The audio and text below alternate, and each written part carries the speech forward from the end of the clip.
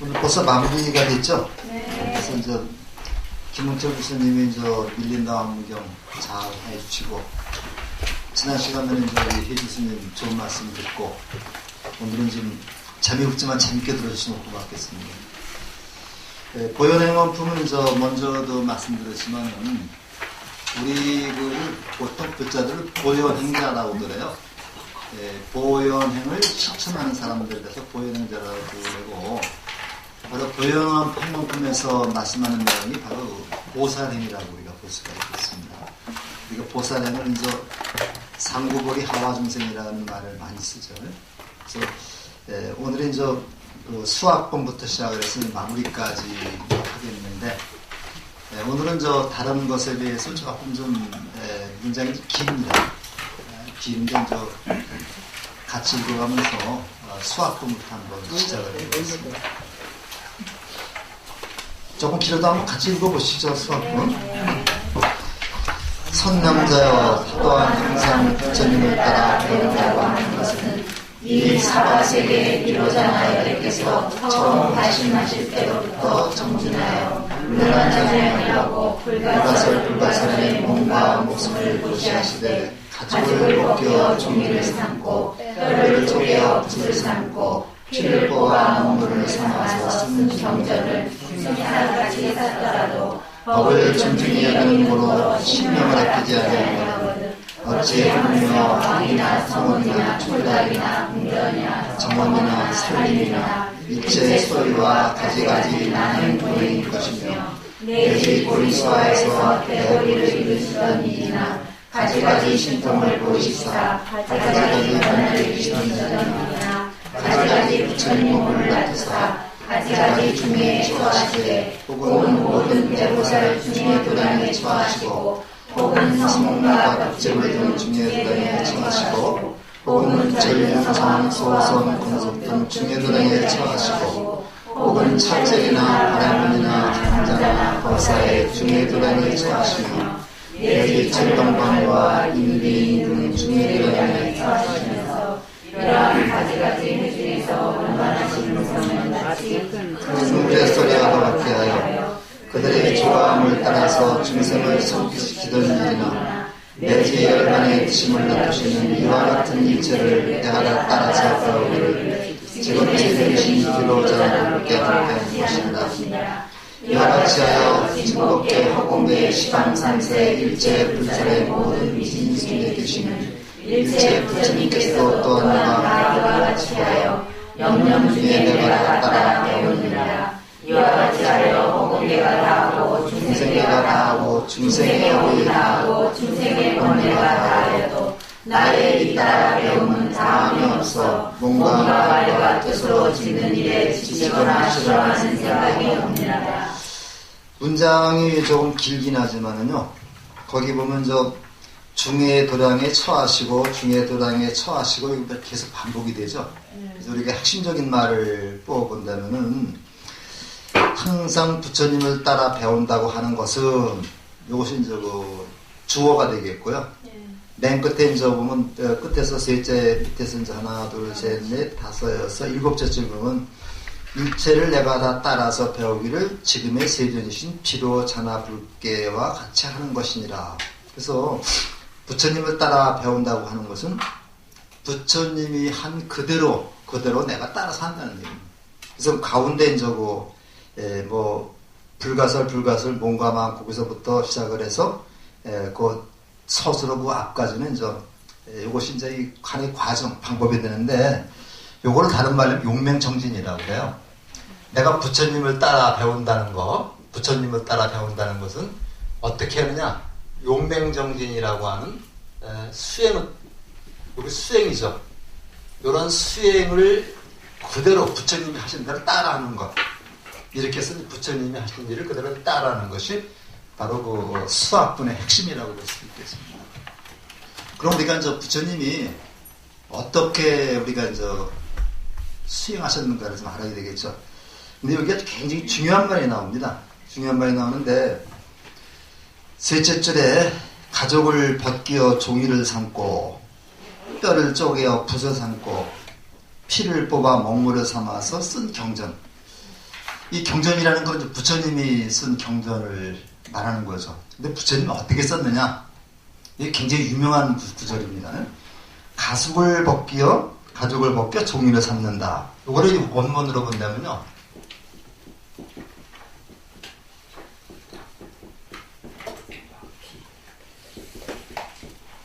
박피위지야. 네, 박피위지. 요게 저 칼도자죠, 요게요? 그래서 요게 이제 요거 있으면 요게 있으면 칼도자. 요거 자하고 똑같은 글자인데, 박이라는 말은 벗긴다는 얘기입니다. 벗긴다. 그래서 이 벗길 박자가 돼가지고,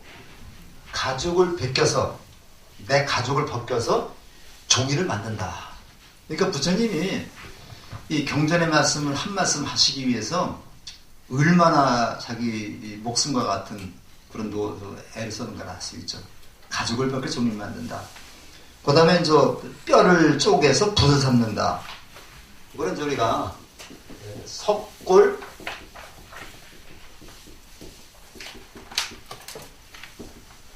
석골비 붓을 삼는다 그랬죠? 석골비 필.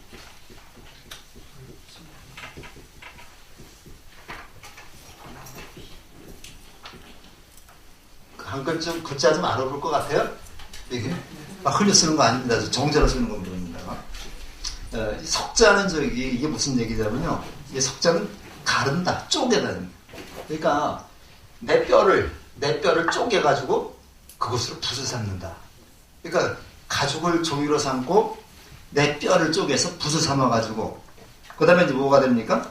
피를 뽑아서 먹물을 감는다. 피를 뽑아서 먹물을 삼는다. 그런 소리가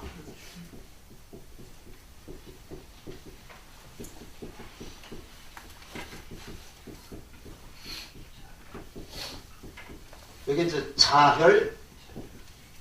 자혈위묵. 요건 먹물인 묵이죠, 묵이 되는데 먹물 묵자고 요 자자가 가시자자입니다. 가시. 그래서 요거는 찌를 자 또는 가시자자. 그래서 피를 찔러서 거기서 나온 피를 가지고 먹물을 삼아서 어떻게 하느냐? 경전을 썼다. 서사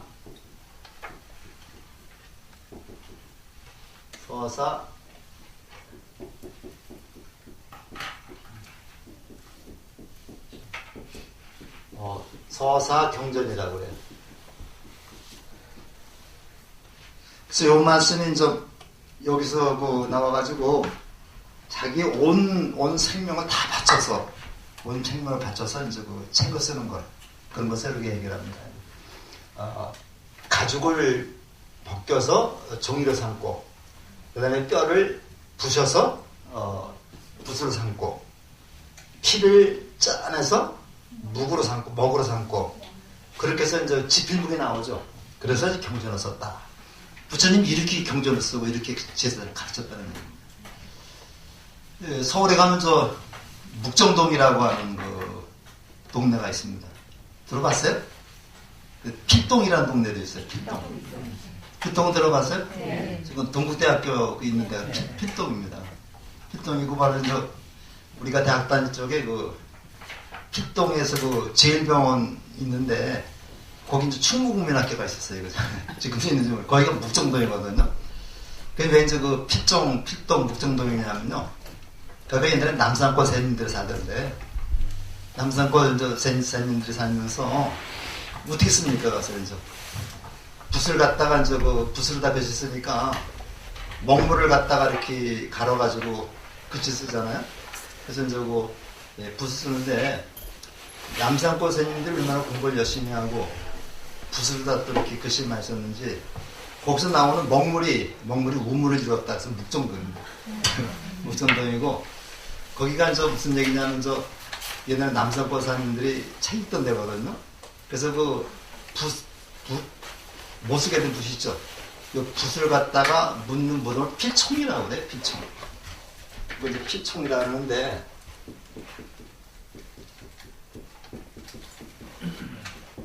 총이라는데 이 총이라고 하는 거는 그게 묻힌 사람이 누군지 모를 때 거기에 이제 묻혀 있는 사람이 누군지 모를 때 이제 그걸 총이라는 말을 써요. 천마총도에 천마총 뭐 장군총 그래서 나오는데 천마총에도 거기 왕에만 묻어칠 것으로 생각이 되는데 그 왕이 누군지 모르는 거예요. 왕을 알면 능이라고 그래요. 그래서 내가 볼때 이 붓을 이제 생명이라 하면 이것도 이제 무덤처럼 묻어버려요. 이게 피총입니다. 그래서 그 피총이 많이 나온 데가 필동이고 필동에다가 이제 동국대학교가 이제 거기 살렸는데 그래서 그런지 모르지만 이 문학에 있어서는 특히 시에 있어서는 이제 이 동대 출신 시인들이 굉장히 많죠. 그러니까 이제 한용운 씨, 뭐 서정주 씨, 신석정 씨 시작을 해서 제 친구들도 이제 몇 사람 시인들이 있는데 어떤 친구는 이제 방석준이라고 하는 논산 친구인데 그 친구는 맨날 하숙방에서 이제 APC라고 하는 약이 있었습니다. 이거 먹으면서 밤새서 새를 썼는데 그 친구 건강할 리가 없죠. 그 엔데 시 제목을 류마티스예요.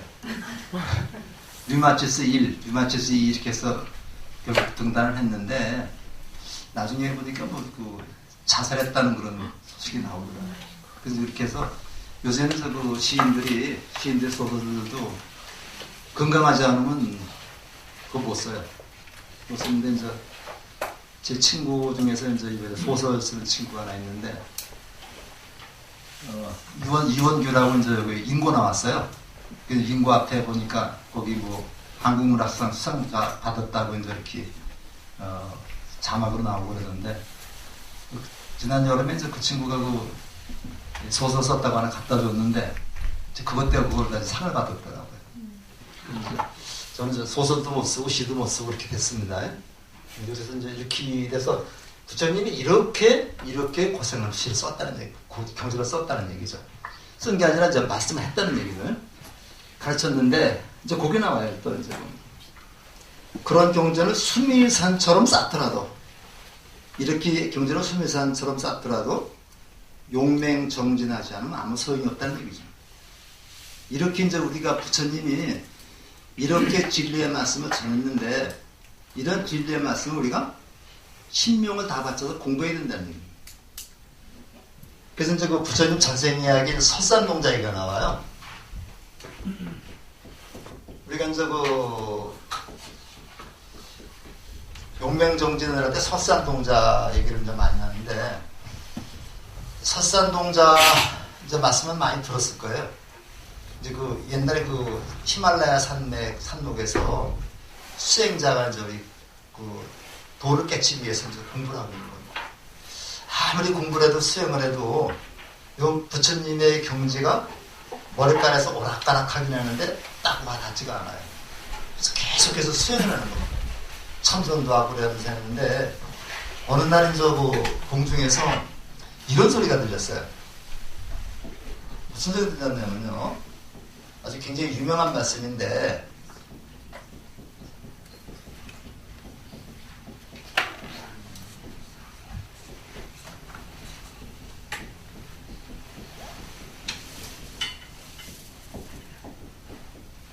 뭐라 그럴까요? 재행무상 시생열법. 자, 모든 것은 덧없다. 항상 것이 없다는 얘기죠. 변해간다는 얘기입니다. 이 세상에 존재하는 모든 것들은 다 변해가니 변하는 것이니 이것이 뭐냐? 이것을 우리는 생멸법, 나하고 사라지는 법이라고 한다. 이런 얘기가 들린 거예요. 그러니까 그 설산동자가 그 정도 수양에서 퍼뜩 이거는 부처님 말씀이라고 하는 그런 생각이 들렸습니다. 부처님 말씀의 생각이 들렸어요. 그래가지고 이제 누가 그런 얘기를 했나 하고 사방을 다 둘러보니까 사람이라고 아무도 없어요. 다만 나뭇가지에 이제 나찰이라고 그러는데 요 나찰이라고 하는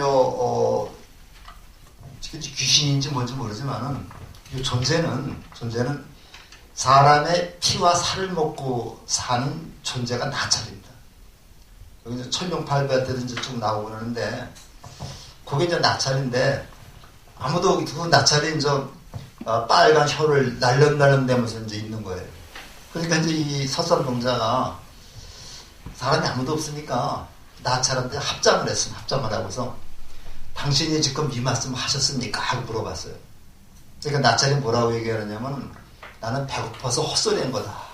배고파서 헛소리를 한 것이다. 그렇게 얘기를 했고 자기가 한 걸 인정을 했어요. 그러니까 그 설산동자 얘기하기를 반드시 요 다음에는 대꾸가 나오죠. 요 다음에는 대꾸가 나옵니다. 그 대꾸를 마저 들려주십시오. 하고 얘기를 했어요. 그러니까 그 나찰이라는 얘기가 나는 배고파 죽겠다. 나한테 필요한 건 사람이지. 내가 뜯어먹어서 사람이지. 이 진리가 아니다. 그런데 간청을 했어요. 간청을 해가지고 그 마지막 대꾸 말씀을 해주시면은 내가 당신의 밥이 되드리겠습니다. 이렇게 얘기를 했어요. 그랬더니 나찰이 오케이 해가지고 그 다음에 얘기를 했습니다. 생멸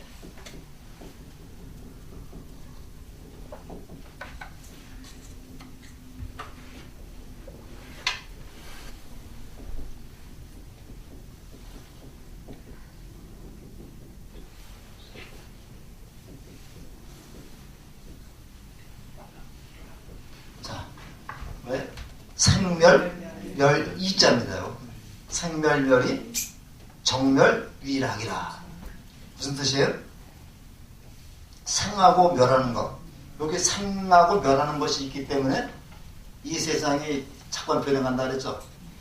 생하고 멸하는 것이 없어지면 이건 이제 그 이미 있자니까요. 생하고 멸하는 것, 나고 죽는 것, 나고 죽는 것을 없애면 정멸이라는 말은 요거는 부처님의 별명이 정멸입니다. 그러니까 정멸도금이라 그러죠. 그러니까 우리가 이제 정멸도금이면 부처님의 진신사리를 모셔놨기 때문에 정멸도금이라는 건데, 그러니까 정멸을 갖다가 오늘 글자들 해석하지 말고 오늘 바로 부처님이다. 바로 열반입니다. 열반. 열반의 경지를 우리가 얘기한다. 열반의 경지이고 바로 부처님의 그런 세계를 우리가 정멸이라고 해요. 바로 열반에서의 즐거움을 누릴 수 있다. 그러니까 바로 뭐라고 했냐면 생과 사를 초월한다면, 생과 사에 집착하지 않는다면 바로 열반의 즐거움을 누릴 수 있다. 이렇게 말씀을 하니까 이제 어느 정도 수행이 된 분이기 때문에 딱 깨달음을 얻었어요. 그래서 이제 아주 열반의 즐거움을 얻게 됐습니다. 그러니까 이 즐거움을 내가 죽으면 또 들을 사람이 없을 거잖아요. 그래서 그 근처에 있는 바위에다가 나무에다가 다 그걸 새겨놨어요. 나무에다 써놓고 자기 피를 묻혀가지고 바위에도 적어놓고 그리고 이제 나무 위로 올라갔습니다. 나무 위로 올라가가지고 이제 나찰한테 내 몸을 줘야 되잖아요. 근데 나찰에 잡아먹으라고 그 나무 위에 올라가서 딱 몸을 던졌어요.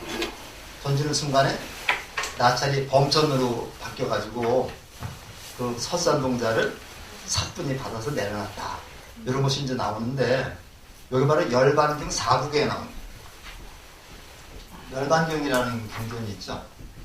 열반경 4국에가 바로 요거죠. 그래서 열반경의 핵심을 가장 잘 나타내는 말인데, 그래가지고 바로 그 설산동자가 부처님의 전생이었다.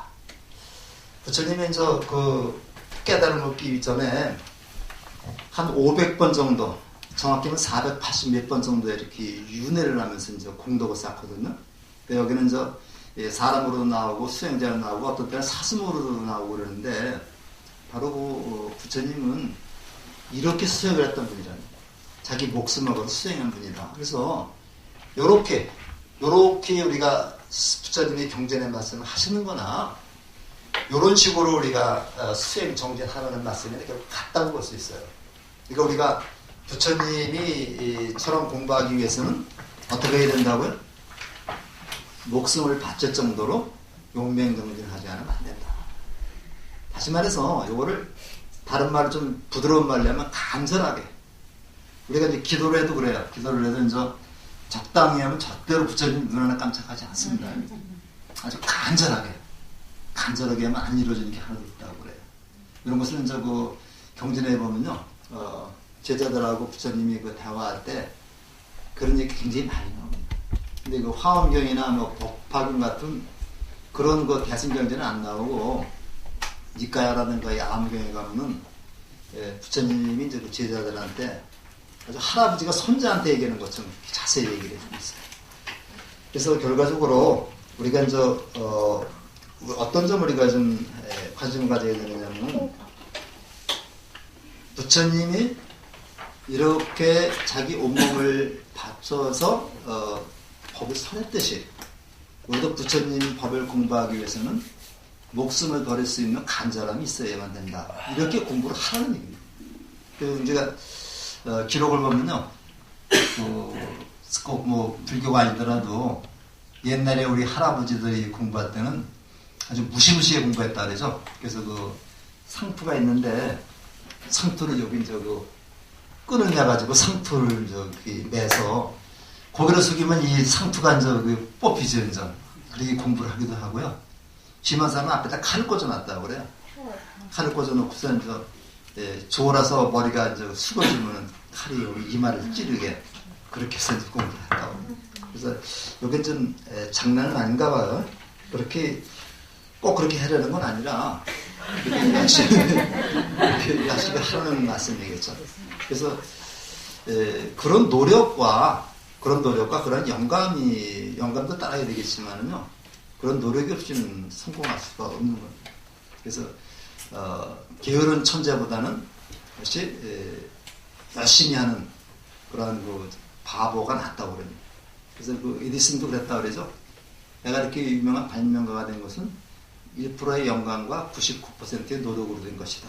그래서 노력하는 사람은 누구나 성공할 수 있고, 특히 지도자가 되는 사람들은요, 좀 적당히 바보스러워야 됩니다. 우리가 이제 그걸 아는데, 지도자가 되는 사람이 너무 지나치게 똑똑하게 만드는 거죠. 그러니까 어느 정도는 우리가 지도자는 약간 바보스러운, 적당히 넘길 수 있는 그런 사람이 돼야 되고, 참모가 진짜 똑똑한 사람이 돼야 되는 거. 그래서 그런 얘기를 이제 우리 그 전국책이라고 하는 그 책에 보면요, 유방이라는 사람 알죠? 그저 한나라 세운 한 고조가 이제 이름이 유방입니다. 유방이고, 그 한나라 그 고조로 도와서 천하를 통일하는데 굉장히 그 공헌을 많이 쓴 사람이 세 사람이 있는데, 그 중에서 한신하고 장명하고 소화가 있습니다. 한신하고 장명하고 소화가 있는데, 한신은 그 군사를 잘 썼던 사람이죠. 근데 나중에 한신은 한고조한테 팽당합니다. 죽음을 당하고 역적을 물려서, 장량은 그걸 미리 알고 그럴 것을 미리 하고 내가 한 일을 당한다면은 숨어 살죠. 숨어 사는 게 장각입니다. 장각이가 이제 올라가면, 한참 올라가면 거기 장량이 숨어 사는 데가 있죠. 그 다음에 그 내정을 잘해서 정성으로 대단한 사람이 소화가 되는데, 하루는 장량하고 한고조하고 술 한 잔씩 마시면서 얘기를 나눴습니다. 그러면서 고조가 한신한테 농담을 걸었어요. 당신은 나는 몇 사람의 부하만 다스릴 수 있는 능력이 있는가? 그랬더니 그 한신의 한 얘기가, 폐하는 한 서너 명만 다스릴 능력밖에 없습니다. 폐하는 서너 명만 다스릴 능력밖에 없습니다. 그러면 당신은 몇 명이나 다스릴 수 있습니까? 하고 물어보니까, 저놈은 많으면 많을수록 좋습니다. 이 많으면 많을수록 좋다는 얘기가 다달성이라는 얘기죠. 그러니까 다달성이라는 말이 거기서 나온 얘기거든요. 저는 사람이 많으면 많을수록 제가 다스릴 수 있는 사람이 많습니다. 이렇게 얘기를 하니까 그 한고조가 기분이 굉장히 나빴죠. 나는 서너 사람 다스릴 수 있는 능력밖에 없는데 자기는 많으면 많을수록 좋다. 이렇게 하니까 거기를 해명해 달라고 그러니까 한신 얘기가 좀 골짝입니다. 저는 일개 장군이기 때문에 군사들이 많으면 많을수록 좋습니다. 전쟁에 이길 수 있는 확률이 많습니다. 하지만 폐하는 왕이기 때문에 많은 군사가 필요하지 않고 대장 몇 사람만 다스릴 수 있으면 됩니다. 이렇게 얘기를 했거든요. 이게 맞는 얘기죠.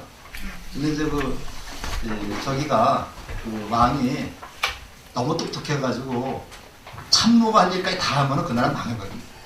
그러니까 왕은 왕 역할만 하고 참모는 참모 역할만 하고 그다음에 청선은 청선한 사람 역할만 하고 그래야지만 세상이 잘 돌아간다 그래서 조금 다른 데로 빠졌고 항상 그래서 우리가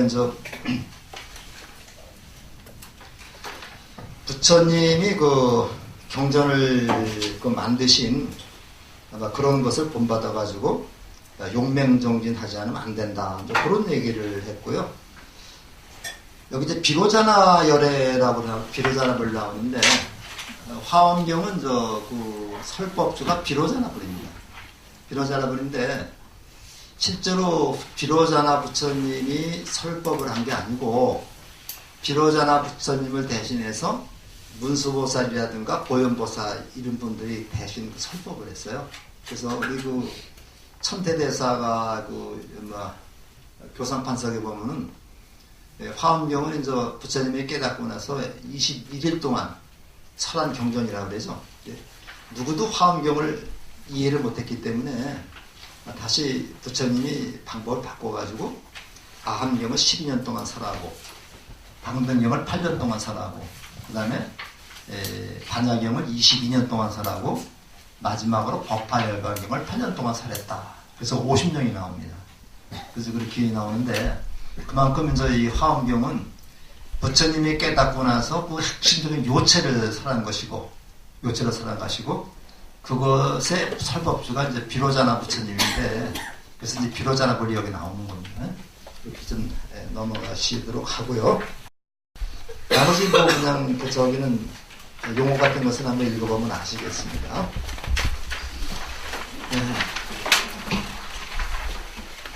그 다음에 이제 수순분인데요.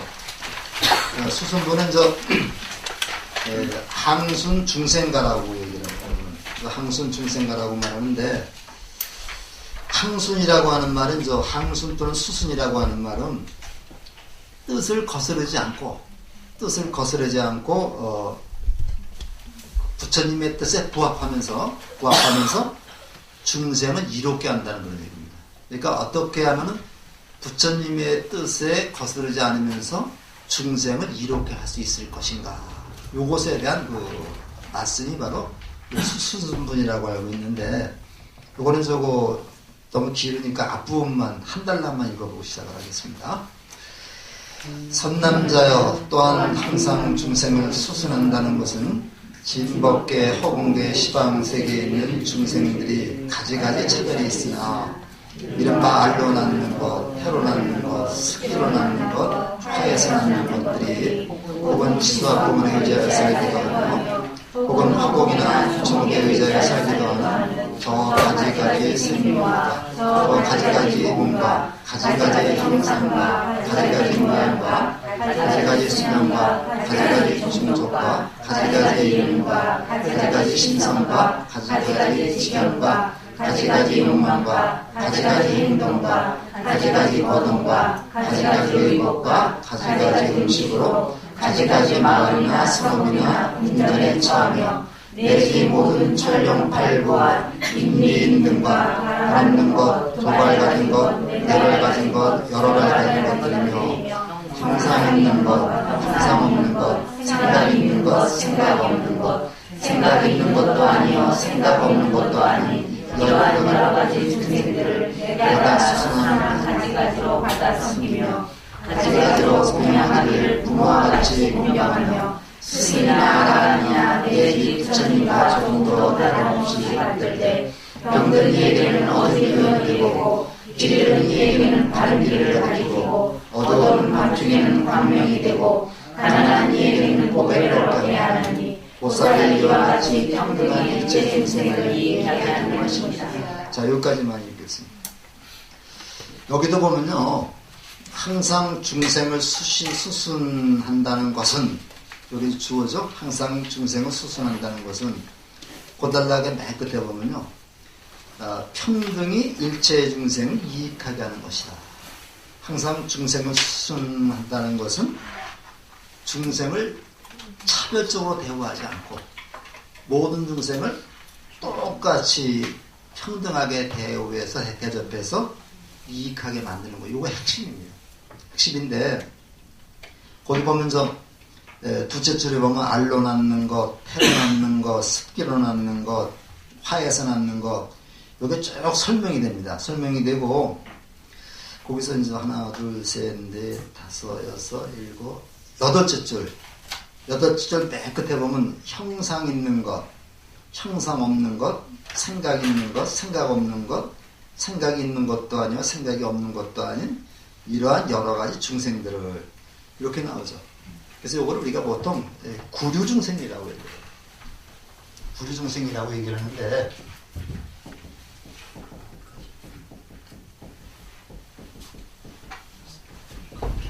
이 세상에 존재하는 중생들을 9가지로 나눠요. 그 근간 좀 법에 좀 하나만 주시겠어요? 법에 좀?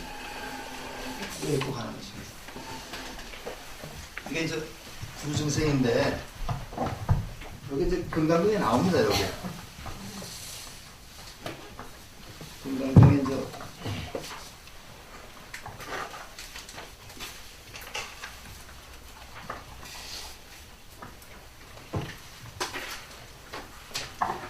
제3분의 이제 대성정종분이라고 그러면요, 잘 아실 테니까 대성정종분 보면 이제 불고수벌이 제보살 마살 의묘시 향복규신 소유일체 중생주료, 소유일체 중생주료. 그래서 이제 모든 그 중생들을 이제 9가지로 나눴는데 약 난생, 약 태생, 약 습생, 약 화생. 그러니까 이제 아래에서 낳는 것, 해에서 낳는 것, 습기에서 낳는 것, 화에서 낳는 것.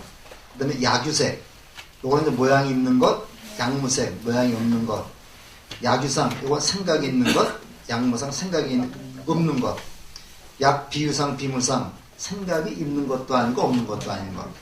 이렇게 해서 이것이 이제 금강경에 제3분에 나오거든요. 이거는 나중에 이제 금강경을 좀 보시면서 바로 그러한 그 구류중생을 말한 그런 이유를 한번 좀 생각을 한번 해보시면 되겠습니다. 여기서도 바로 그 얘기입니다. 알로 낳는 것, 태로 낳는 것, 습기로 낳는 것, 화에서 낳는 것. 이게 이제 우리가 그 난생, 태생, 습생, 화생이죠. 그 다음에 이제 형상이 있는 것, 유색, 형상이 없는 것, 무색, 생각이 있는 것, 유상, 생각이 없는 것, 무상, 생각이 있는 것도 아니고 생각이 없는 것도 아닌 것, 약, 무상, 무상, 약유상. 이렇게 이제 나오는데, 모든 중생들, 구류중생, 모든 중생들을 어떻게 보라 그랬어요? 그걸 평등하게 봐라. 그걸 평등하게 봐서 차별심으로 보지 말고 평등하게 봐서 요 사람들을 이익되게 하는 거예요. 우리는 간혹 가다가 돈 많은 사람이라든가 권력 있는 사람 앞에서는 참 비굴해지는 경우가 많아요. 그 다음에 나보다 못한 사람 앞에서는 목에 기부스를 하는 경우가 많이 있죠. 사실은 그래서 우리 그 도법스님이라고 많이 들어보셨죠? 실상사에서 이제 그 생명운동 하시는 그런 분이 도법스님인데, 이분이 이제 요새 그 조계종에 들어와서 화쟁위원회 위원장을 하고 계세요. 저하고 동갑인데, 근데 이제 한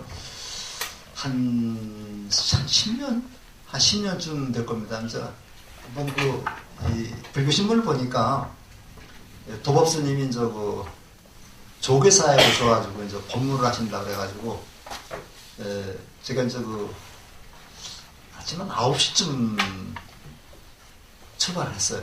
한 11시부터 한다 그래서 이제 아주 출발했더니 10시가 조금 넘어서 갔는데, 조계사 그 넓은 곳에 꽉 찼더라고요.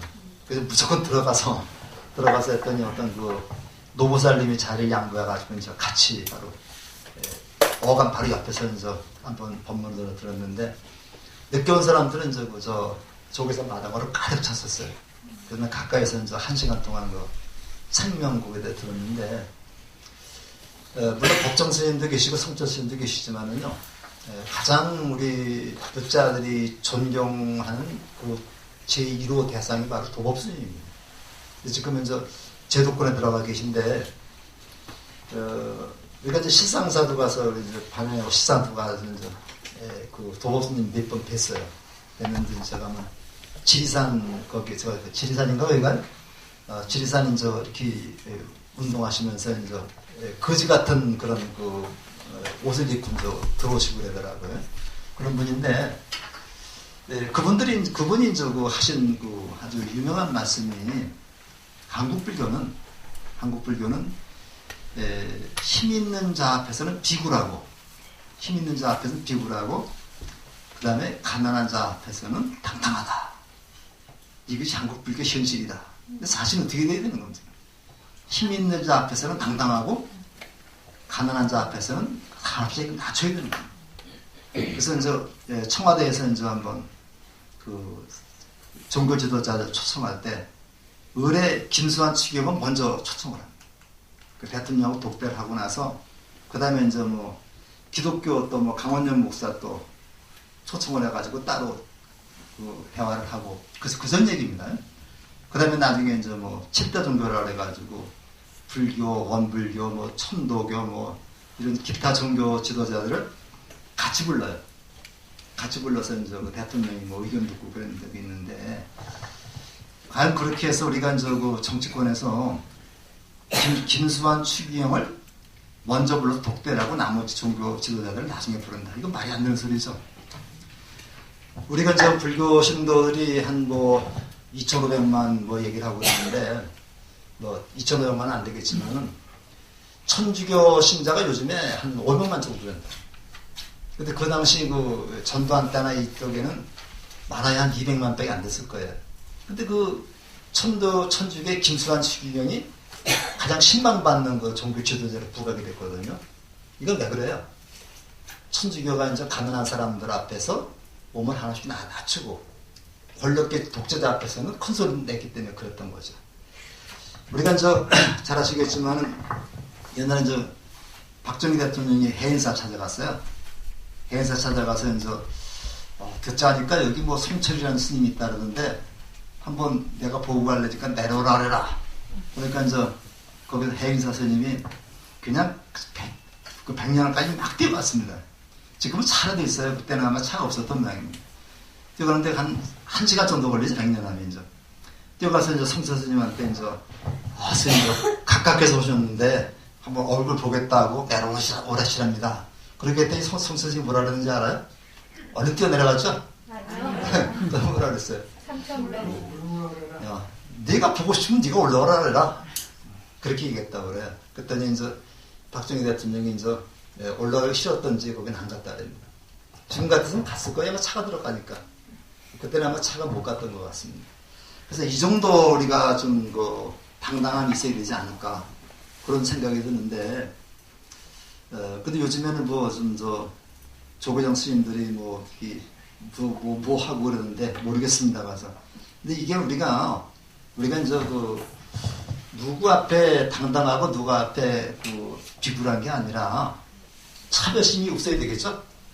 이 구류중 쌤을 차별하지 말아야 되는 거죠. 차별심이 없어야 되겠다. 그런 얘기를 우리가 생각을 해볼 수가 있습니다. 예, 오리하고 이제 이가 나오죠. 이견설이라고 해서 이제 이런 책이 글이 또 있어요. 이규보 씨가 쓴 글인데, 이견설이라는 글이 있습니다.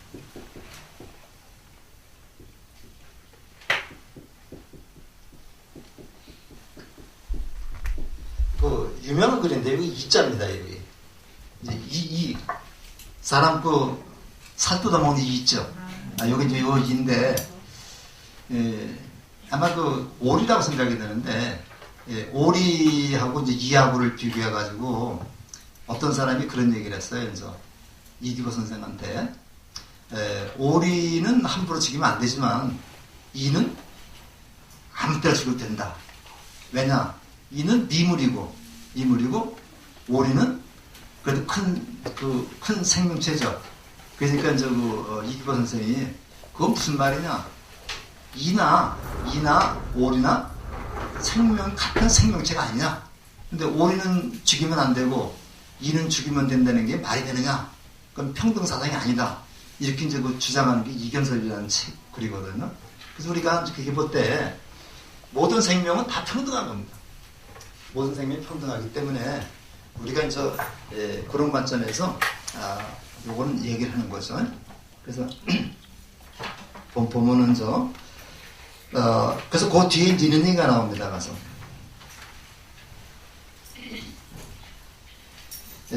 만약 보살의 능이 수순하면 모든 부처님은 수순하에 공양함이 되며 쭉 나와가지고 어디가 그게 존말이 나오던데요.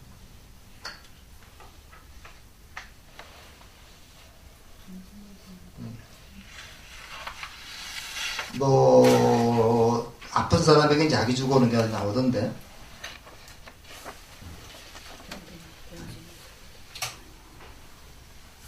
거기 앞에 나오죠. 우리가 읽은 것 중에서 병든 이에게는 어진의원이 되고, 거기 한 10줄 정도 되면요. 병든 이에게는 어진의원이 되고, 길 잃은 이에게는 바른 길을 가리키고, 어두운 밤중에는 광명이 되고, 가난한 이에게는 보배를 얻게 하나니, 보살의 이와 같이 평등히 일체 중생을 이익하게 된다. 그래서 우리 그 법화경에 관세음보살 보문품이라고 하는 또 경전이 있습니다. 우리 그 법요집에도 있는데, 요 경전도 굉장히 중요한 경전이죠. 우리가 이걸 관음경이라고도 얘기를 하는데, 거기 가보면 어떤 부처님이, 관세음보살이 32가지 또는 33가지 모습으로 나타난다고 해요. 그 32응신이라고 얘기를 합니다. 응신이라고 얘기를 해가지고, 응신이라고 말합니다.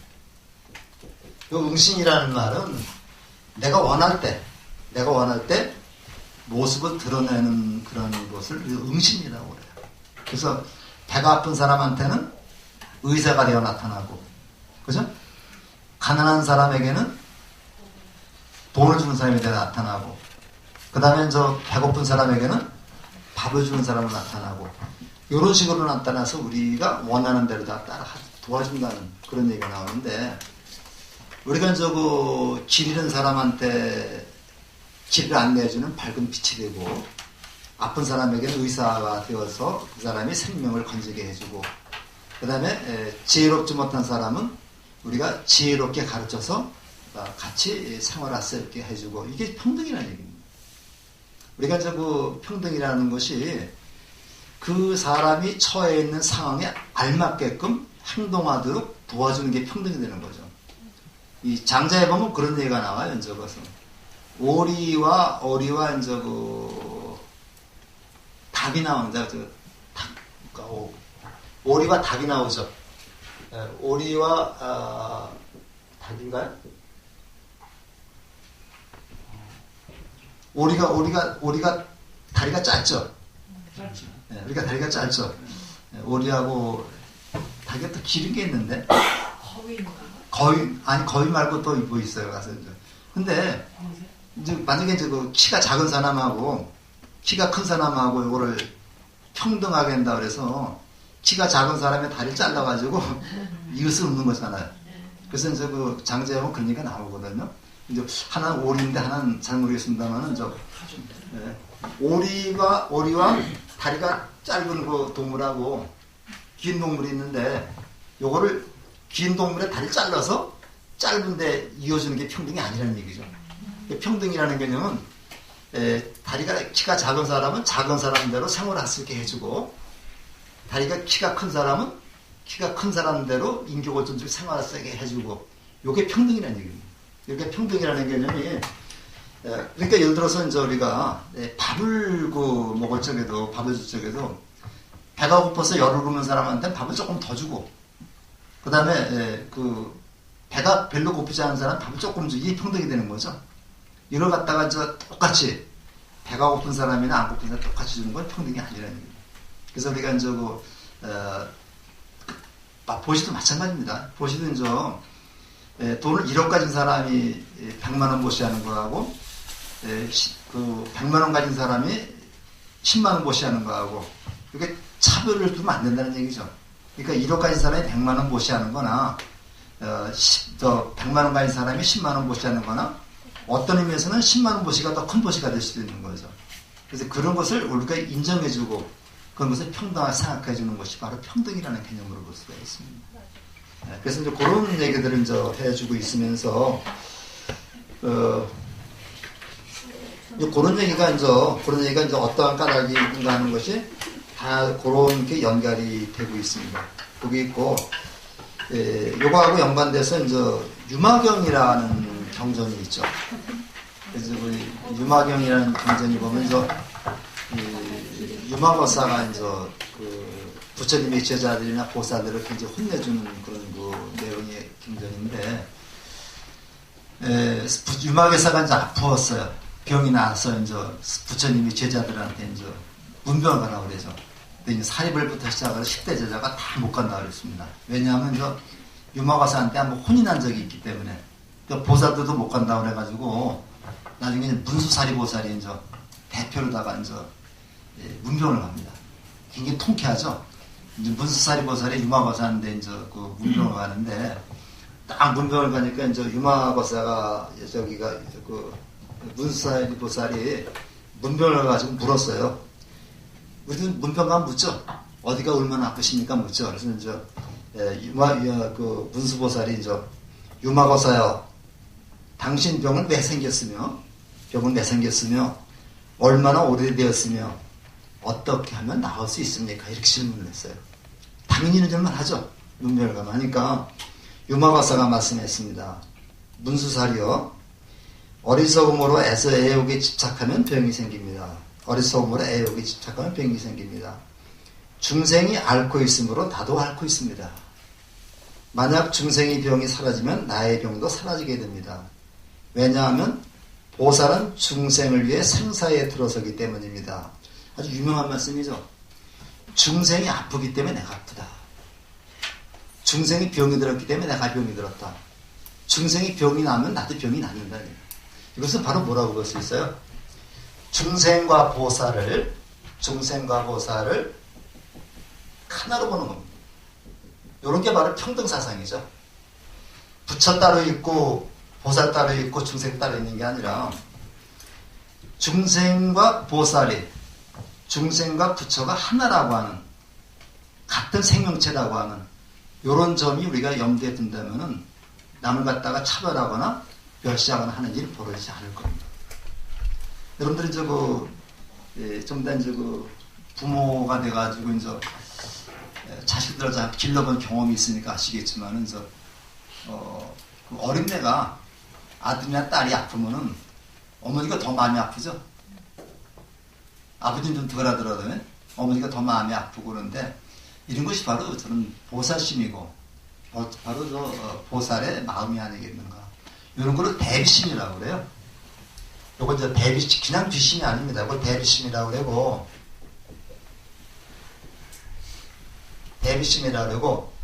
요런 대비심으로 말미암아 상대방을 사랑하면서 대자대비라고 말하는 거죠.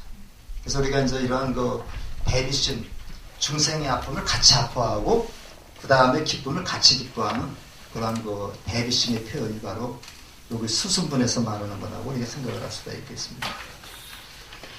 그래서 이제 요거를 우리가 이제 보면은 이제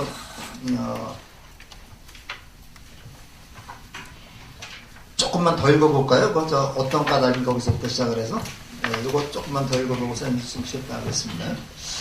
어떠한 까닭인가? 만약 보살이 능히 중생을 수순하면 모든 부처님을 수순하여 공양함이 되며 만약 중생을 존중히 받들어 섬기면 곧 교회를 존중히 받들어 섬김이 되며 만약 중생으로 하여금 환희심이 나게 하면 곧 일제로 하여금 환희하시게 함이니라. 어떠한 까닭인가? 모든 부처님께서는 대비심으로 죄를 삼으시는 까닭에 중생으로 인하여 대비심을 일으키고 대비로 인하여 보리심을 말하고 보리심으로 인하여 동갑을 이루시나니 이와건대 넓은 벌판 모래밭 가운데 한 큰 나무가 있어 만약 그 뿌리가 물을 만나면 지엽이나 꽃이나 가시리 모두 무성한 것과 같아서 생사 광야의 고리수함도 역시 그러하니 일체 중생도 나무를 삼고 여러 불보살로 꽃과 가지를 삼거든 대비의 물로 중생을 이익하게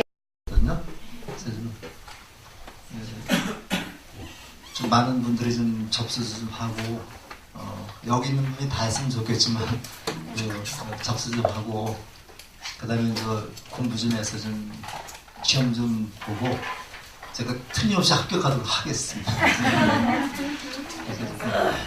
그래가지고 아마 작년에도 여기서 그 점심을 먹고 조금 이른 점심을 먹고 그리고 절 버스로 나가서 같이 갔어요. 그래서 시험을 보고 왔는데 가시는 분 걱정하지 말고 좀 열심히 좀 하시고 좀 우리 교학처를 좀 문의하셔가지고 뭐 미리미리 좀 추천서도 쓰고 그래야 됩니다. 그래서 좀 접수 좀 해주시면 바라고요. 한 2분만 있다가 이제 5분부터 시작을 해서 뭐 조금 일찍 끝내죠. 뭐 50만 5분쯤 끝내죠. 걱정하지 마. 그대들은 안 떨어지네. 걱정보다 중요한 거예요. 비스콜 합격하게 해준다 그랬잖아. 그게 조금 좋아. 국장님이 신고하시고. 고맙다는데. 하셨던 분이죠. 이분이 이제 어린이라고 하는 잡지를 만들었어요. 근데 우리가 혹시 책을 읽으시다가 이런 꺾기가 나오죠, 이게. 이건 책이라는 얘기입니다, 책. 우리가 이제 글을 쓰다가 꺾기로 되는 부분 책. 금강경하면 보통 이렇게 꺾기를 하죠. 저는 이렇게 했답니다, 부어는. 이렇게 해가지고, 우리 부어에서 이렇게. 요게 책이라는 표시입니다. 책이라는 표시는 요런 표시는 그 중에 뭐 수의 용덕분, 무슨 공덕분 해가지고 나오는데, 저는 심의법보에도 요렇게 지켜서 쓰려고 노력을 하고 있습니다. 책을 쓸 땐 정도는 꺾기를 쓰는데, 이 꺾기가 힘들면 그냥 요런 표시를 해도 괜찮아요. 이거 우리 글 쓸 때, 이렇게 저런 꺾기 있으면 이건 책이로구나. 그렇게 좀 알으시면 되는데, 이 어린이라는 데도 꺾기를 표시해놨죠.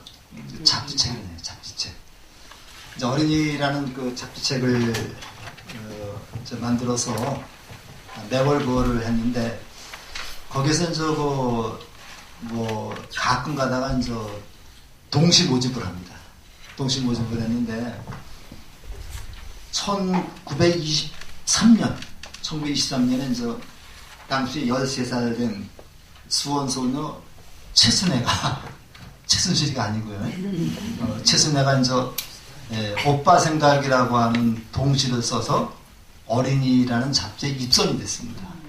입선이 됐고, 이듬해 1924년에 마산에 사는 16살 먹은 이원수라고 하는 소년이 나의 고향의 봄이라는 시를 써가지고 당선이 됐어요. 여기가 보통 보면 여러 개가 그렇게 응시됐을 적에 1등자가 당선작이고 몇 개 더 입선작을 만들죠. 그래가지고 13살짜리 수원소녀 최순애하고 16살짜리 마산 소년 이원수가 거기에 동시를 발표하면서 10년 동안 펜팔을 했어요. 10년 동안 펜팔을 해가지고 10년 뒤에 두 사람이 만났습니다. 만났는데 이게 운명의 장난인지 모르지만은 일제 때죠. 독서의 사건이라는 게 있었어요. 독서의 사건이 있어가지고 독서의 사건으로 이원수가 만나는 그날 감옥으로 갔습니다. 감옥으로 갔는데 1년 동안 감옥에 있는 그 이원수를 최순애가 매일은 얘기했지만 자주 면회를 가면서 사랑이 싹 텄어요. 그래서 1년 만에 나와가지고 두 사람이 결혼을 했습니다. 그래서 아주 행복하게 살다가 돌아갔는데, 제가 아무리 찾아봐도 최순애 씨가 돌아간 연도는 제가 못 찾았는데, 이원수 씨는 1981년에 돌아갔는데 아주 대단한 우리 동시작가죠. 그래서 최순애 씨의 오빠 생각에다가 박태준 씨가 곡을 붙여가지고 유명한 뜸북 뜸북 뜸북새라는 노래가 나왔고요. 그 다음에 이원수 씨의 고향에 보면 가사에는 동시에는 홍남파 선생이 곡을 붙여가지고 유명한 나의 사는 고향은 나왔는데 이 두 노래는 아주 일제 때 우리가 아주 애처롭게 불렀던 그런 노래가 되겠습니다. 오빠라고 하는 관계와 누이 동생이라는 거는 누이 동생은 보호를 받는 사람이고 이 누이 동생을 보호해주는 사람은 오빠죠. 오빠가 이제 봄에 비단구도 사준다는 말을 남기고 떠나가 버렸어요. 근데 가을 기러기 올 때까지 또 역시 오지 않았습니다. 그래서 이거는 일제 시대 때 우리를 구원해줄 가족을 간절히 바라는 그런 노래가 아니었겠는가 그렇게 생각이 돼가지고 노래도 잘하시죠? 노래 한번 불러가면서 우리 불러가겠습니다. 우리 큰모님부터 한번 부르시죠. 자, 한번 오빠 생각부터 부릅니다. 자, 하나, 둘, 셋, 넷. 듬뿍 듬뿍 듬뿍새 노래서 울고 거국 거국 거국새 숲에서 울 때 우리 오빠 말 타고 서울 가시며 비간 구두 사가지고 오신다더니 길어 길어 길어기 북에서 울고 깃들 깃들 깃들하니 슬피 울건만 서울 가신 오빠는 소식도 없고 나뭇잎만 우수수 떨어집니다. 계속해서 나의 살던 거야. 나의 살던 고향은 꽃피는 산골 복숭아꽃 살구꽃 아기 진달래 울긋불긋 꽃대골 차린 동네 그 속에서 놀던 때가 그립습니다. 꽃동네 새동네 나의 고향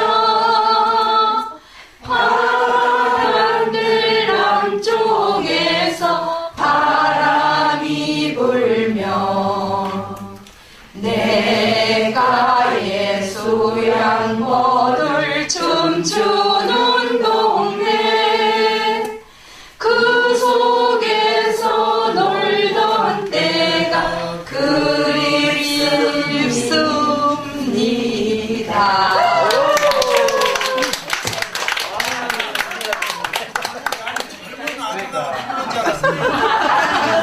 저쪽만 쳐다봐서 알지. 직업이에요. 근데 우리 정타호 보살님 2월에 79이신 걸 알고 계시는데 대단하죠? 옛날 초등학교 진짜 선생님이 가르치는 그 저기야. 근데 지금 우리 강 원장님이 마이크 올 때를 기다리는데 내가 어디 있는지 모르고 저기서 누가 부르는 줄 알았어. 그래서 저쪽에 쳐다니까 아무도 이렇게 옛날 노래 한번 불러보니까 좀 좋죠? 네. 옛날에 돌아가는 기분이에요. 그래서 제가 이렇게 쭉 보니까 이 칠순애 씨하고 이 이원수 선생님하고 굉장히 좀 아름다운 사랑입니다. 우리가 이제 옛날에 펜팔 옛날에 많이 해봤죠. 요즘엔 뭐 문자로 다 보내지만 근데 이제 이렇게 10년 동안 하면서 결국 감옥에도 가고 결혼한다는 게 쉬운 인연이 아니거든요. 그래서 아마 이원 선생하고 최순애 씨는 아마 하늘이 맺어준 그런 인연이 아닌가 그렇게 생각을 하고, 우리가 이제 모여서 그 부부로 산다는 거 이거 아무나 하는 거 아니죠. 아무나 하는 거 아니고 우리가 이제 서로를 존경하면서 존중하면서 살아가는 그런 모습이 참 아름답지 않나 생각을 합니다. 제가 어저께 우리 집사람하고 이제 TV를 보니까 김연아 씨 여기 보신 사람 계신가요? 네. 김연아 씨 얘기가 나오는데 김연아 씨 부인이 어제 대단한 분이더라고 보니까. 뭐 내막은 모르지만은 그렇게 바람도 많이 피우고 그다음에 이제 사람도 좀 거의 못 쓸 사람이 있는데 뭐 그런 사람을 데리고 이제 대만 여행까지 가서 이제 이렇게 보듬어 주고 하는 것이 바로 부부의 삶이 아닌가 그렇게 생각을 하고, 저도 이제 그렇게 살라고 이제 노력을 하고 있습니다. 노력을 하고 있는데 김일아 씨 보니까 김승호 씨 같이 아버지가 김승호 씨죠? 네. 그냥 두덕두덕하고 그냥 한 그런 말인데 끝끝내 부인한테 미안하다 소리, 사랑한다 소리를 못 하더라고요. 그게 바로 이제 한국의 전통적인 남자의 모습이 아닌가 하는 생각이 좀 들었습니다. 근데 속으로는요, 다 여기까지 나오는데 입 밖에 못 나오는 거라. 속에 안 들어가 봐도 몰라. 근데 그런 것 같더라고요, 제가 보니까. 자, 이제 마지막 해양문입니다, 이제.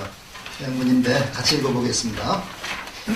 선남자여 또한 지은 공덕을 널리 행한다는 것은 처음에 부처님께 일하고 공경하는 것으로부터 중생을 수천년 것까지의 모든 공덕을 지금부터 한국의 제중생에게 변함없이 행하여 중생을 하여금 불상을 안락하고 일체의 모든 영혼을 원하며 악한 일보다 하나도 없고 착한 일보다 다속히 성취하여 일체의 악의 문을 닫아버리고 인간이나 세상이나 열간에 있는 하나를 이루어 보이며 모든 중생의 지어 쌓은 모든 학업으로 인하여 어깨에는 일세의 그거는 내가 다 대신 받아서 저 중생으로 하여금 모두 획득하게 하여 마침내 부상물을 성취하게 하는 것입니다.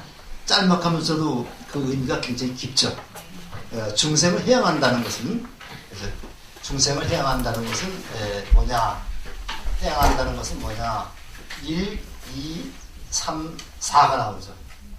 이렇게 해서 이제 마무리 짓는 그런 내용인데, 우리가 이제 해양이라고 하는 그런 말을 우리가 좀 잘 이해를 좀 해야 될 것 같습니다. 우리가 이제 이번 29일 날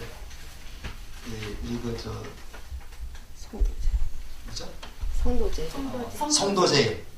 성도제에 입제를 하죠. 입제를 해가지고 이제 1월 5일 날 이제 해양을 한다고 이제 그러는데, 이 입제라고 하는 말하고 이제 우리가 해양이라고 하는 말이라는데, 해양이라고 하는 말은 글자 그대로 다시 돌아온다는 얘기입니다.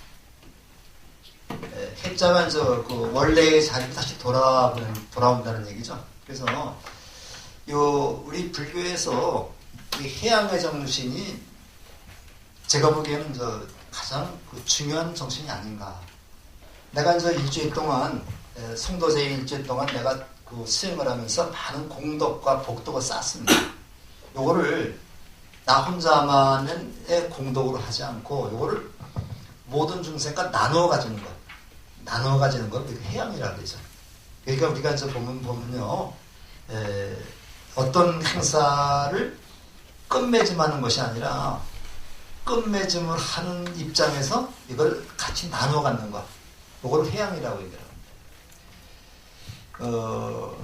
우리 조계종의 종언의 제2조를 보면요, 이런 말씀이 있어요. 이런 말씀이 있는데, 이제 제2조에 보면 조계종은 석가모니 부처님의 자각각타 각행원만한 근본거리를 받들어 체득하고, 이런 얘기가 나오는데, 자각각타 각행원만이라는 얘기다. 자각,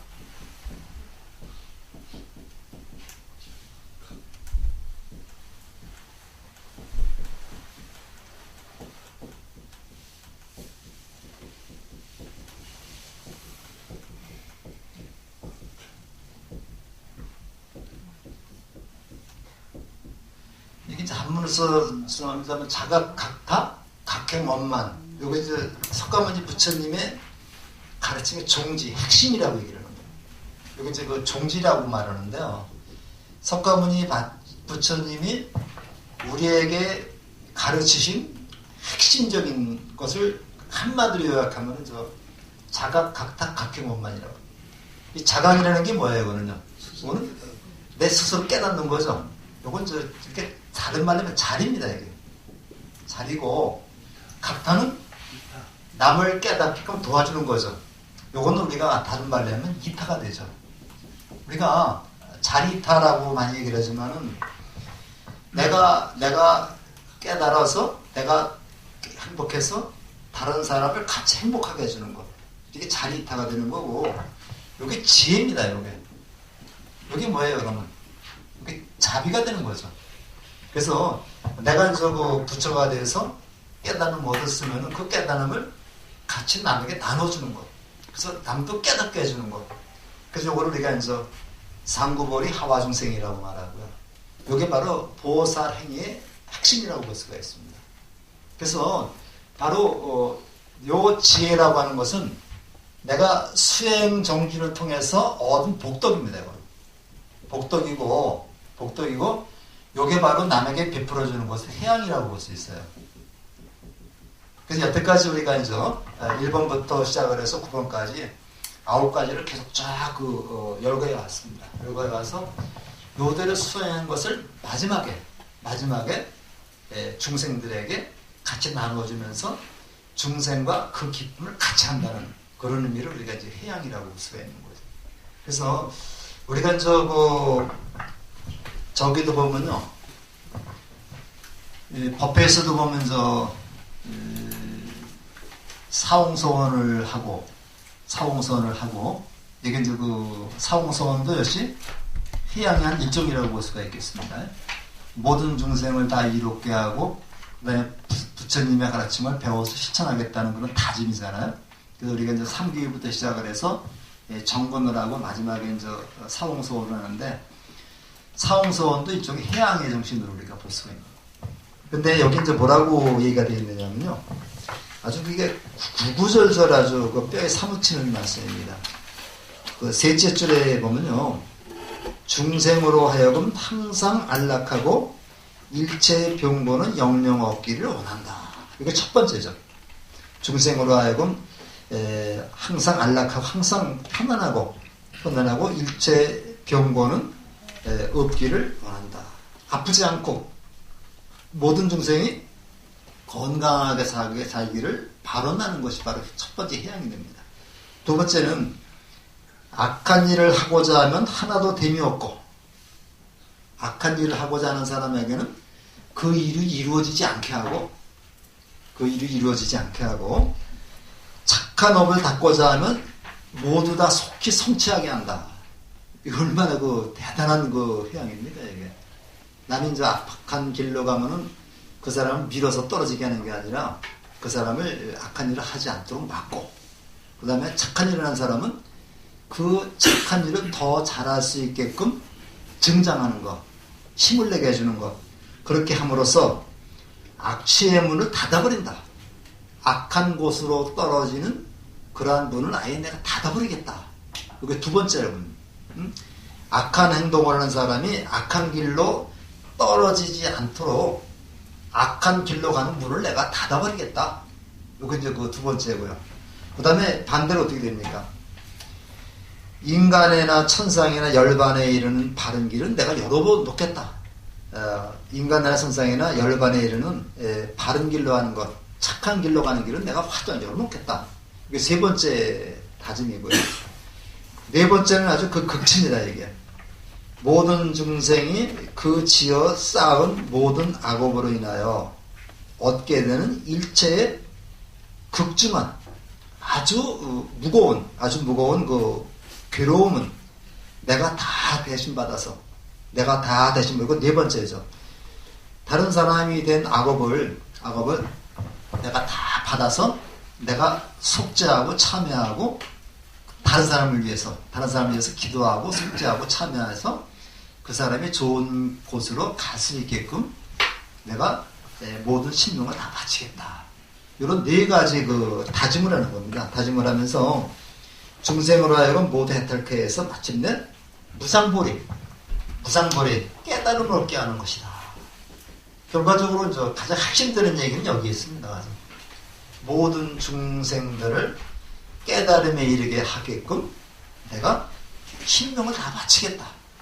이렇게 우선 마무리가 되고 있습니다. 우리가 이제 시부도라고 많이 보셨죠? 시부도라고 해서 이제 우리가 그 절에 이제 벽화에 이제 시부도를 많이 그리는데, 맨 처음에 이제 그 소에 비유해서, 소는 이제 사람의 본성을 갖다가 이제 얘기를 하는 거죠. 여기서 잃어버린 본성을 찾는 그 과정이 이제 손대, 처음에 교누가 나오고 쭉 나와서, 맨 나중에 이제 인후구망이라는 게 나옵니다. 여덟 번째가 인후구망이라고 해요. 구망. 망. 네? 이런 건가요? 이거는 건 아닌 것 같은데. 인후구망이라는 애가 좀 이제 나와 그 소가 다 그냥 하나가 돼버리는 거죠. 그래서 이거는 이제 우리가 이렇게 동그란 거로 이렇게 표현하거든요. 원으로 표현하는데 사실 여기에서 이제 끝나는 겁니다. 이제. 그래서 우리가 그 시부도는 사실은 그 도교의 파루도라고 있어요. 도교의 파루도가 있는데 파루도에다가 과감선사하고 보명선사가 거기다가 두 개 덧붙여가지고 이제 맨 끝에 이제 입전수수라고 해가지고 10번째가 이제 입전수수입니다.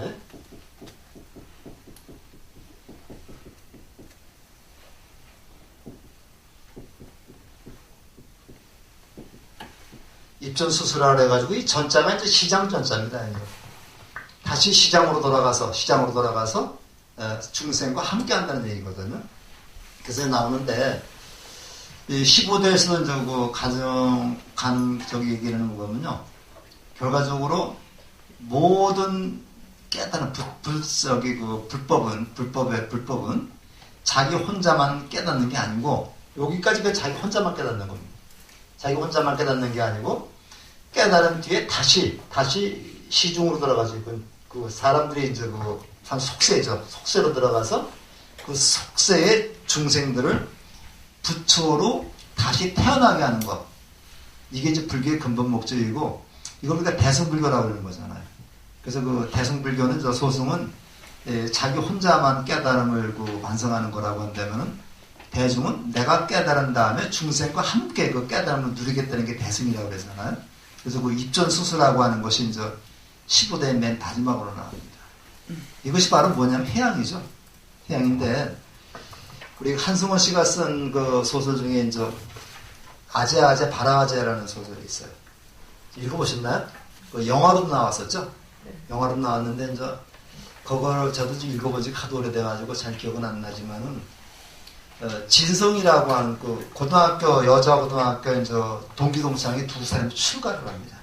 출가를 해서 스님이 되는데 한 사람은 이제 박순녀라고 하는 그 주인공이고 또 한 사람은 진성이라고 하는 스님인데 둘 다 스님인데 한 사람은 진성이라고 하는 굉장히 모범적인 비구니 스님입니다.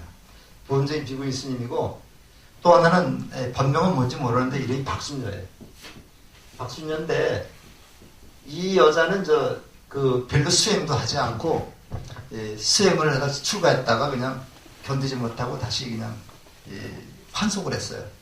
환속을 해가지고 이제 술집을 전전하면서 남자들의 놀이객감도 하고 그러면서 나름대로 나도 중생을 제도했다 이런 생각을 가지고 있는 사람이고 진성이라는 그 스님은 이 환속한 그 박순녀를 아주 멸시합니다.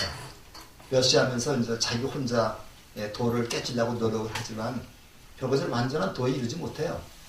이 진성이라는 스님한테서는 항상 박순녀라고 하는 친구가 사람 같지도 않은 그런 사람과 인식이 되어버립니다. 이게 바로 분별심이죠. 그래가지고 나중에는 이거는 진정한 깨달음이 아니라는 생각을 하고 이 진성이라는 스님도 다시 속세로 내려옵니다.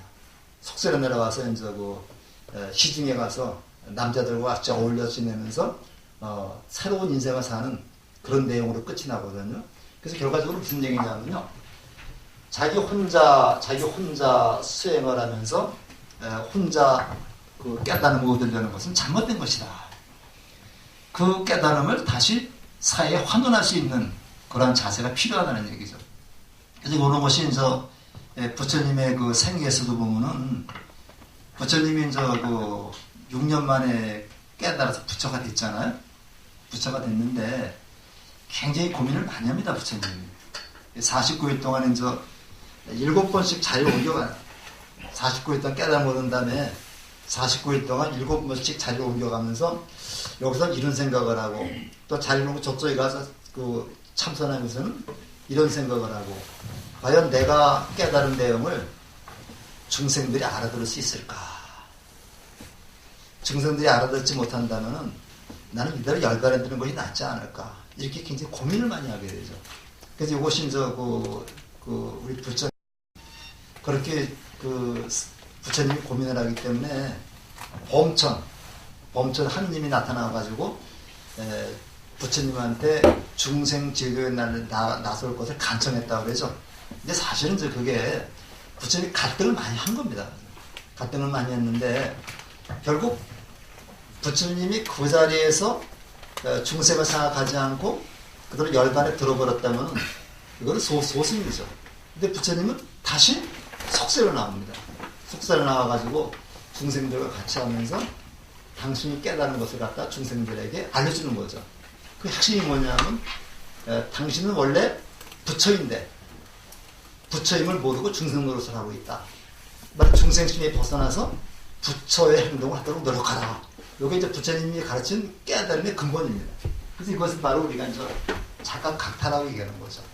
부처님이 깨닫고 나서 이거를 다른 사람들도 깨달아서 부처가 되게끔 알려주는 것. 이게 대단한 그 메시지가 되는데 이런 것을 우리는 해양이라고 우리가 볼 수가 있습니다. 그래서 여기 이제 그 부책을 나왔습니다만은 첫 번째가 이제 모든 사람이 안락하고 병이 없게 살기를 바라는 것. 그 다음에 이제 두 번째는 악한 길로 갈 수 있는 문을 닫아버리는 것. 세 번째가 이제 바른 길로 갈 수 있도록 길을 열어놓는 것. 그 다음에 마지막 네 번째가 다른 사람이 지은 모든 악업을 내가 다 대신 받아서 그들이 보리를 성취할 수 있도록 해주는 것. 그렇게 네 가지로 요약해서 아주 간단하게 말씀을 하고 있습니다. 우리 여기서 지장보살님이 계시지만은 지장보살의 원력이 뭐예요?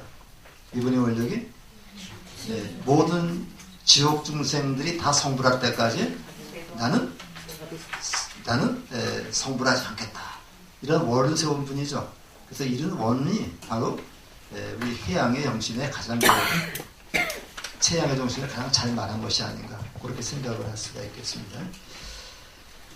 그래서 그렇게 좀 마무리를 하시고 그 다음에 이제 총결분인데요.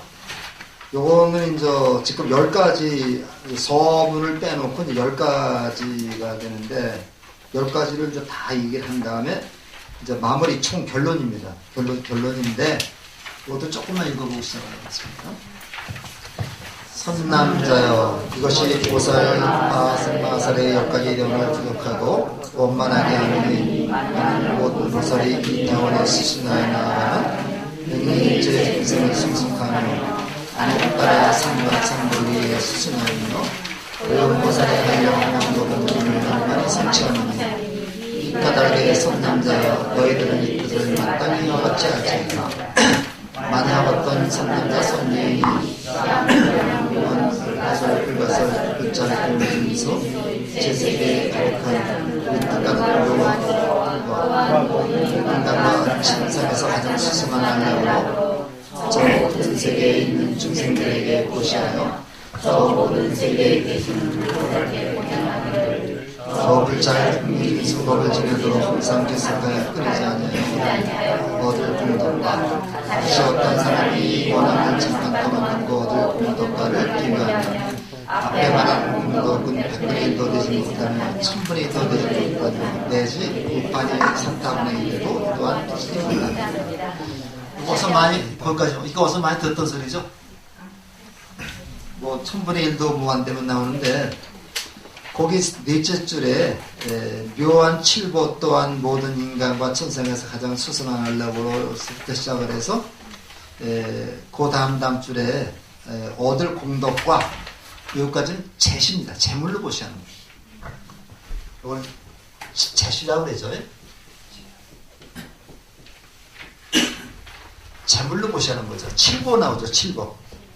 그 다음에 나오는 거 다시 어떤 사람이 이 원함을 잠깐 동안 듣고 그 얻은 공덕과를 비교하면 이거는 그 법시죠. 그러니까 그 보현 행원품을 잠깐 듣고 보현 행원품에 있는 그 말씀을 다른 사람에게 전해주는 것. 이게 이제 우리가 법시가 되는 거예요.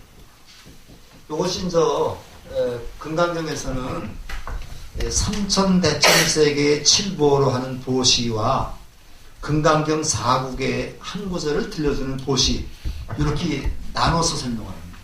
그래서 이거 어떻게 보면 삼천대천세계의 칠보로 보시하는 것과 금강경 4국의 한 구절을 들려주는 것을 비교하면 그 재물로 보시하는 것은 1000분의 1도 미치지 못한다는 얘기가 나오거든요. 그래서 여기 그 마무리 부분에서는 저 제시와 법시의 공덕에 대한 얘기인데요. 공덕에 대한 얘기인데 어떤 게 훨씬 더 수승하다는 얘기예요.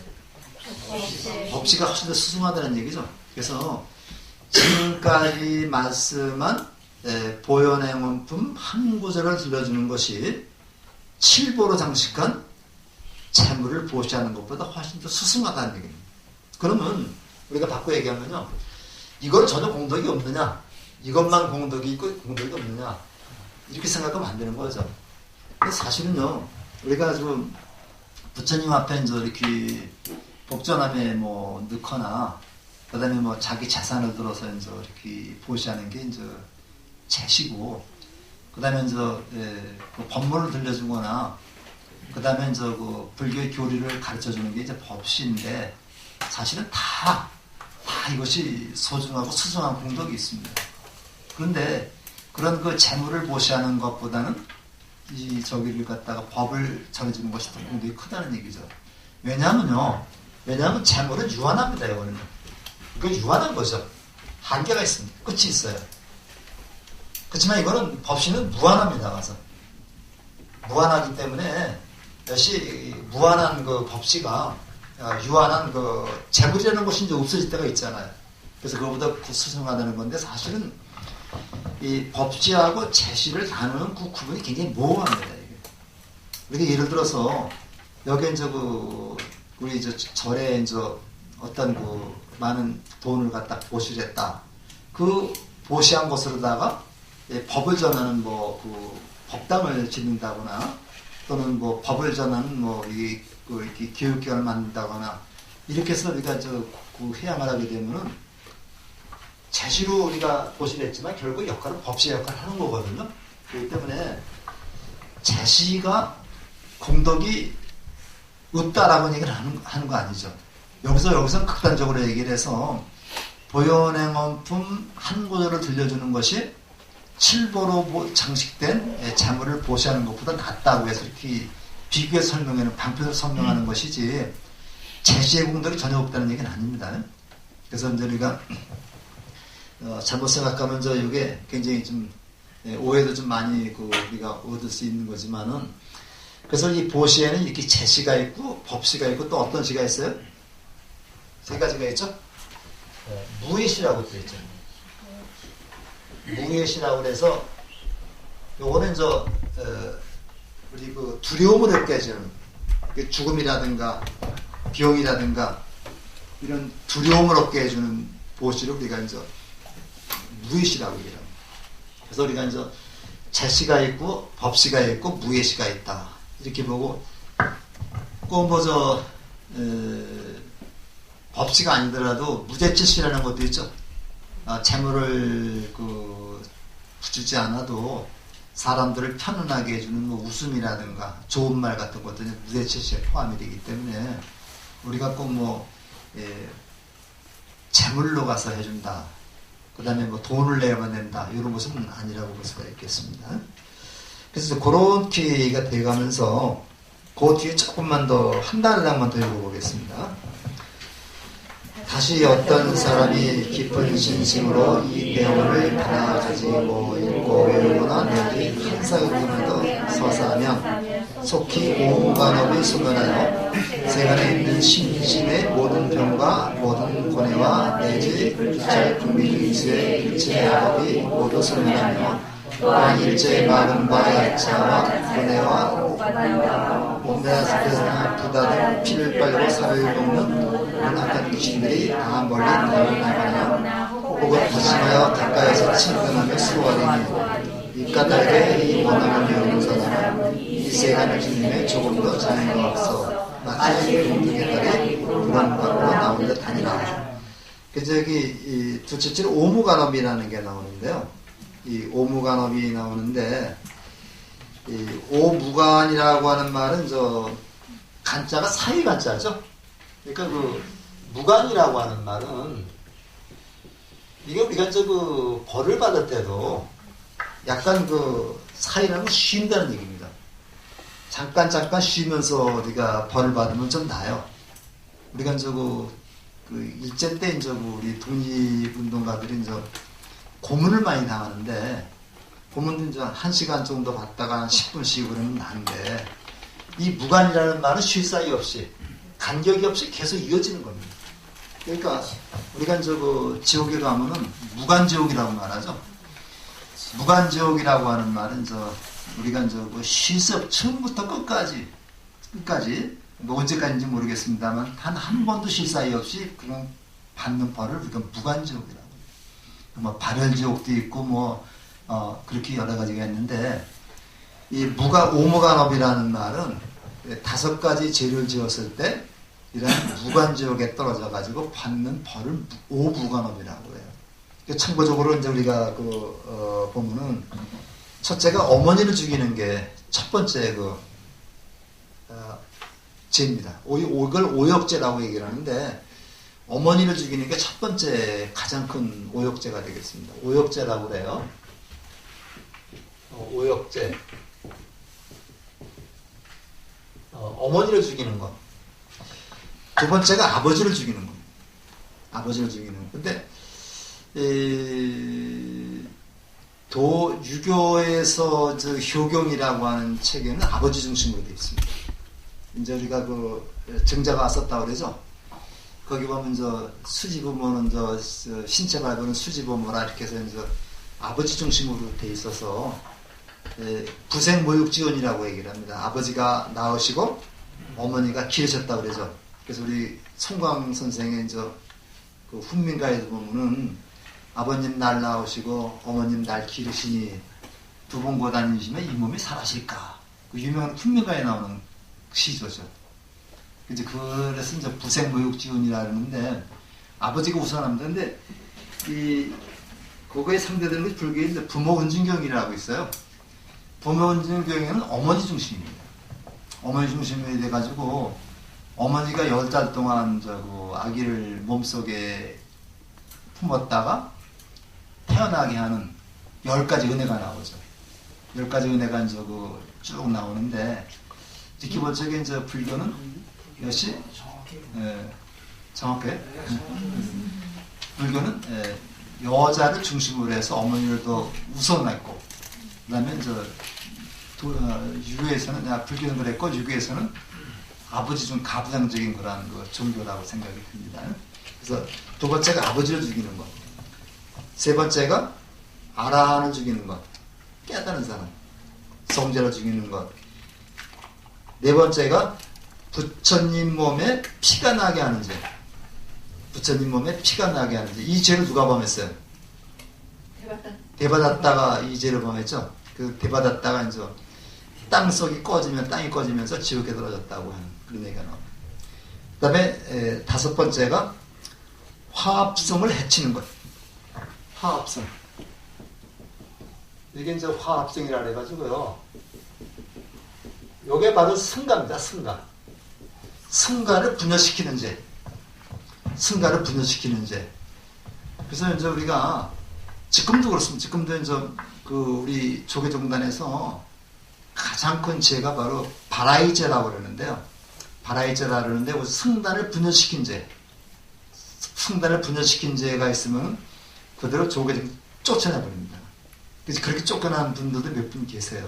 그래서 이렇게 다섯 가지 죄를 이제 우리가 오무간업이다, 오역죄다 얘기를 하니까 우리가 이제 그 전에 그래도 이게 있는지 몰랐는데 요즘엔 이런 게 많이 있죠.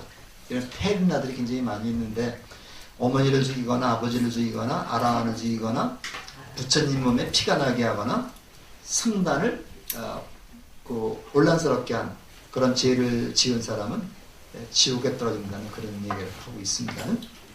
여기 있고 이제 그 옆에 이제 일체 악업을 소멸해서 일체 마군과 야차 쭉 나오는데 야차 낙찰 그다음에 구반다라고 하는 거는 말머리에 그 사람 몸을 하고 있는데 이게 사람의 정기를 빨아먹는 귀신이라고 그래요. 구반다는 귀신이. 그다음에 비사사나라고 하는 그 귀신은 이게 이제 사천왕의 부하인데 사람의 피와 그 산을 먹고 사는 귀신이라고 얘기합니다. 그런 귀신이 있는데 전부 다 이것이 인도의 전통적인 신들을 갖다 불교에서 들어온 거죠. 그다음에 부다라고 하는 그 귀신이 있는데 이 귀신은 더러운 냄새가 나고 사람이나 짐승을 해치는 그러한 그 귀신이 바로 부다라는 귀신인데 이게 사천왕의 부하라고 그래요. 그래서 그런 귀신들이 이제 많이 나오고 있습니다. 그래서 이제 그런 것을 다 보현보살의 보현행어품을 보면 그런 귀신들이 나에게서 멀리 달아나 버린다. 그러니까 나를 해치거나 사람을 해치는 그런 귀신들이 보현행원품을 내가 독성함으로써 그런 귀신들이 내 몸에 근접을 하지 못한다는 얘기죠. 그러니까 보현행원품을 열심히 우리가 독성하게 되면은 하늘이 천신들이 우리를 보호해준다는 개념으로 보는 거죠. 이제 그런 얘기가 나오고요. 그 다음에 또 그 밑에 보면요. 이제 또 좋은 말씀이 나오는데 하나, 둘, 셋, 넷, 다섯, 여섯, 일곱, 여덟, 아홉, 열 11째 줄, 12째 줄을 좀 보세요. 밑에서 12째 줄을 보면 모든 수레나 보배나 밑에서 12째 줄입니다. 모든 수레나 보배나 재물 등 이러한 모든 것들은 하나도 따라올 수 있는 것이 없건만 내가 죽을 때 따라오지 않건만 오직 이 원앙만은 서로 떠나지 아니하여 그 보현행원품을 독성한 공덕입니다. 이게 복덕이죠. 내가 보현행품을 공부하면 이 보현행품을 공부한 복덕은 내가 죽을 때부터 나지 않고 항상 앞길을 인도해서 일찰나 동안에 극락세계에 왕생하고는 즉시 아미타불과 문수사리보살과 보현보살과 반자재보살과 미륵보살 등을 배우게 한다. 그렇기 때문에 이것은 이제 우리가 보현행원품을 독성하고 공부한 그 공덕을 얘기하는 겁니다. 그러면 공덕은 모든 재물은 다 죽을 때 같이 가지 못하지만 이 보현행원품을 공부하고 독성하고 실천한 공덕은 내가 죽을 때까지 같이 따라와서 내가 극락세계로 갈 수 있는 길로 안내한다는 얘기죠. 그리고 김웅철 교수님이 강의할 때도 복덕이 죽을 때까지 따라간다 그랬죠. 복덕이 이제 이런 데 나오는 겁니다. 복덕이 따라가고, 그 다음에 업장이라는 걸 우리가 자꾸만 기도를 통해 소멸시킬 수 있다는 얘기죠. 그렇지만 이제 복덕은 내가 싸우면 싸울수록 이게 자꾸만 배가 됩니다. 그래가지고, 우리에게 이제 좋은 얘기를 해서 끝내는 쭉 내려다 보면 끝내는 밑에서 이제 하나, 둘, 셋, 넷, 다섯째 줄을 보세요. 끝내는 머지않아 마땅히 보리다랑에 앉아서 마군들을 항복받고 등정가가 성취하여 등정가가 성취한다는 말은 성불한다는 얘기죠. 성취하여 성숙시키며 내지 한량없는 미래겁이 다하도록 일체 중생은 이롭게 하리라. 여기서도 이제 항상 그렇게 나오는 게 내가 부처가 돼서 성불을 해가지고 모든 중생을 이롭게 한다는 얘기가 나옵니다. 그래서 우리가 이제 지금까지 이제 보현행어품 10가지를 쭉 우리가 살펴봤는데 이렇게 보현행어품 10가지를 우리가 공부하고 이거를 실천한다면 이제 극락세계에 가는 것이 뭐 죽어서 가는 건지 그건 모르겠습니다만 내가 살고 있는 이 상태가 바로 극락이 된다는 얘기죠.